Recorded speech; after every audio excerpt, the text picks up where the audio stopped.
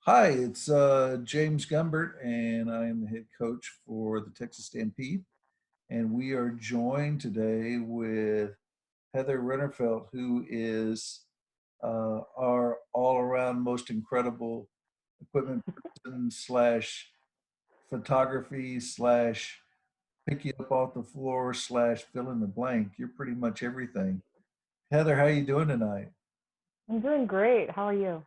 I'm doing good.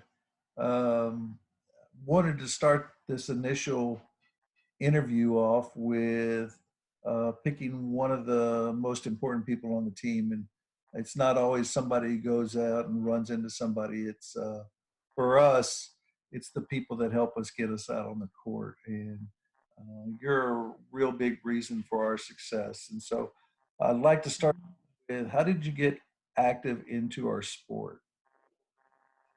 Well, I heard about wheelchair rugby when I was going to grad school to be an occupational therapist. And when I moved to Las Vegas in 2009, one of the girls that I actually played rugby with knew a couple of the players, and they had invited us out to a practice.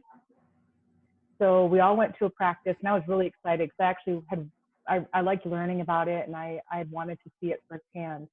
So we went to a practice with what was then the Sin City Skulls, and I loved it. They let us get in chairs. They taught us some of the rules of the game. The guys were really helpful. And then I asked them if I could come back and practice with them because they practiced Friday night. And they said yes. So then I started practicing with them pretty regularly, actually. One of the guys gave me one of his old chairs. And so I really got involved. And then in 2013, I moved to Austin and was sort of watching the sport from a distance, but wasn't very involved. And then I believe your equipment manager was leaving. She was relocating. And Right. so I kind of agreed to help out just until you found somebody that knew what they were doing. And I've been with you guys ever since.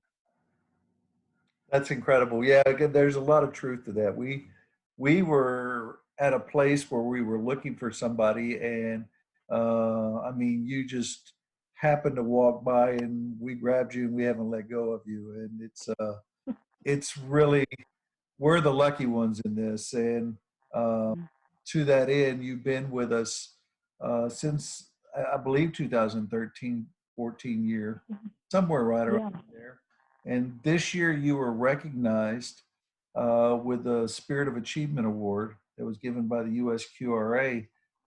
Tell us a little bit about that. What are your thoughts on that when you're recognized by your peers on this?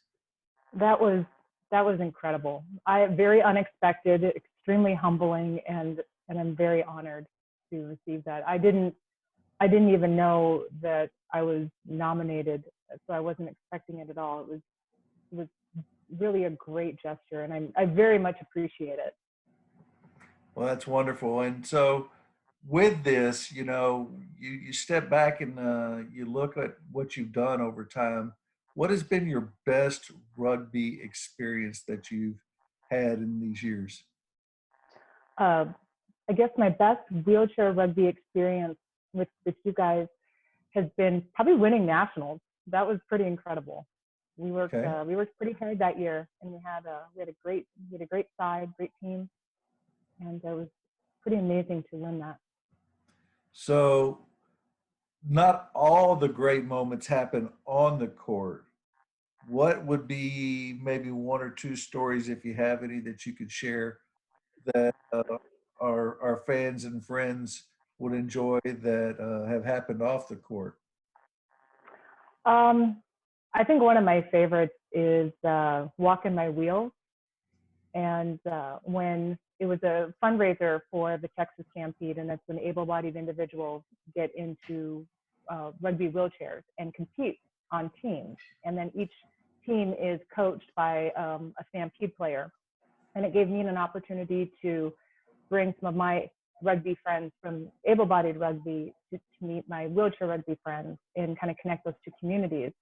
But my funniest memory is probably one where I was getting upset with the calls because I was taking the game a little too seriously. And I think I came up to you and to Gabe, who were the two refs, and kind of complained about it. And the very next call I got was, or that we had, was on me for what Yeah, exactly I'd been complaining about. yeah, yeah. It generally Um, happens that way.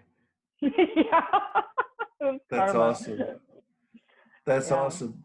So your involvement with the Stampede is also not the only thing that you do in your life. And so if you would tell fans and friends what is it that you do in your everyday life that allows you to do this stuff that you do with us? Well, I'm an occupational therapist. I work at Zero Rehab full time, which is an outpatient clinic. And the clinic that I work at is primarily neuro. And then I also work occasionally at St. David's Rehabilitation Hospital, primarily on the neuro floor. Wow.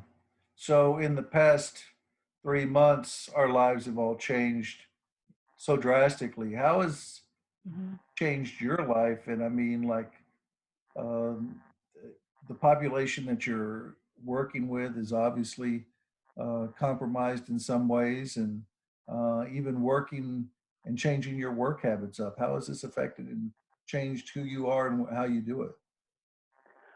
Well, we've definitely taken a lot more precautions um, around the clinic itself. We're every client and every staff member are wearing masks, doing a lot of extensive cleaning to make sure everything is as clean as it can be, limiting the amount of people that are actually in the clinic at the time, um, uh, that kind of thing.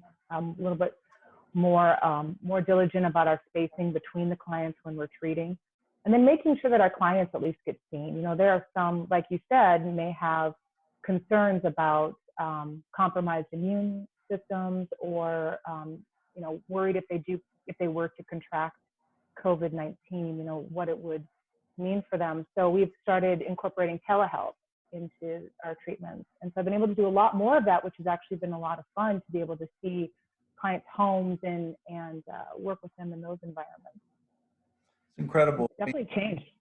Yeah, you bet. And I mean, it seems like that, you know, with these changes and unknown futures, obviously, it's certainly, the frontline workers like yourself that are making such a difference. And I personally, I'm just in awe of what you do on and off the court. And Mm. this is uh, this is a great way for us to start this thing off that we're doing, but it's a great way to say thank you to people that are just changing lives. And Heather, we really want to say thank you for that. So, The pleasure's all mine. I love it. well, thanks again for doing this for us. Mm-hmm. Soon, we're going to be doing more of these, and for more information, you can go to www.fearthesteer.com. Thank you.